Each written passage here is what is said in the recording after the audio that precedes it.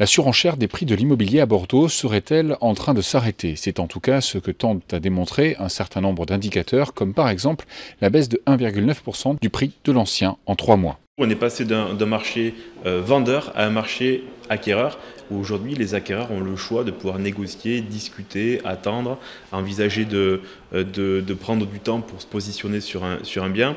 Alors dire si ça va baisser, augmenter, je ne pense pas que ça augmentera. Baisser en revanche, je pense effectivement qu'on va amorcer un ajustement en douceur sur l'année 2019 avec une cohérence entre ce que les Bordelais et les Bordelaises peuvent investir et ce que les vendeurs sont capables d'entendre comme baisse de prix.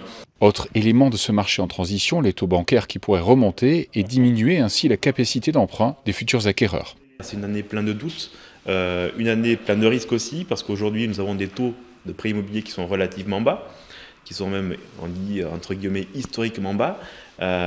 Il suffirait que la tendance à la hausse se concrétise, et ça pourrait être le cas.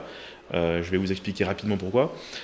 Si on avait une hausse de taux de 0,30, 0,40 sur un budget de 250 000 euros, on aurait facilement 30 000 euros de capacité en moins pour acheter. 30 000 euros sur 250 000, c'est plus de 10%.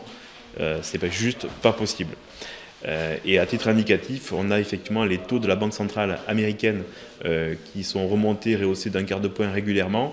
On s'attend quand même assez rapidement à ce qu'il y ait une conséquence sur la Banque centrale européenne qui donne un petit peu la tendance des taux d'emprunt. De fait, c'est aujourd'hui la périphérie de Bordeaux, comme les communes de la rive droite, qui profitent d'une attractivité toute particulière.